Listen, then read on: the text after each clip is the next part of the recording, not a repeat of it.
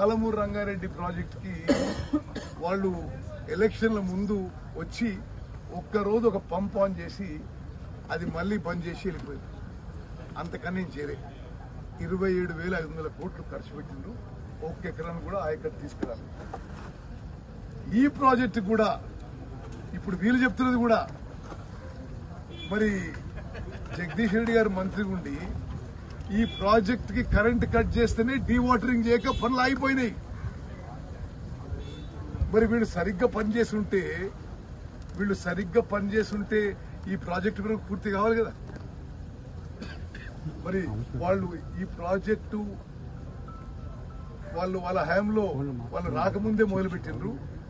కేసీఆర్ కూడా వచ్చి కురి చేసుకుని పూర్తి చేస్తా అన్నారు. 10 ఏళ్ల పాటు ఏం చేయలేదు. ఇంకేదో హెలికాప్టర్ అది అంటారు. నేనే పైలట్ని, నేనే అనేక సందర్భాల్లో అనేక విమానాలు తోలుకు తిరిగాం. మాకేం హెలికాప్టర్లో తిరగాలని షోకేం లేదు.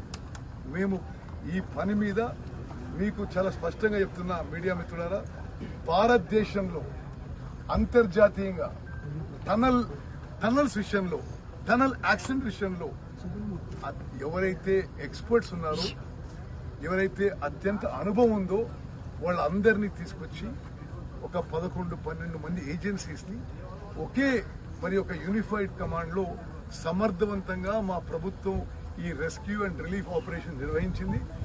ఈ బీఆర్ఎస్ నాయకులు మాట్లాడిన మాటలన్నీ పచ్చి అబద్దాలు. అవి తీవ్రంగా ఖండిస్తాం. ఎక్కడన్నా ఆయకడ తీసుకొచ్చిండ్రా? ఎక్కడన్నా ప్రాజెక్ట్ పూర్తి చేసిండ్రా? ఈ ప్రాజెక్ట్ ఎందుకు పూర్తి చేయలేదు? దేవాదులు ఎందుకు పూర్తి చేయలేదు? పాలమూరు రంగారెడ్డి ఎందుకు పూర్తి చేయలేదు? సీతారాం సాగర్ ఎందుకు పూర్తి చేయలేదు? కట్టిన కాళేశ్వరం ఎందుకు కూలిపోయింది? సిగ్గుండాలి మాట్లాడడానికి.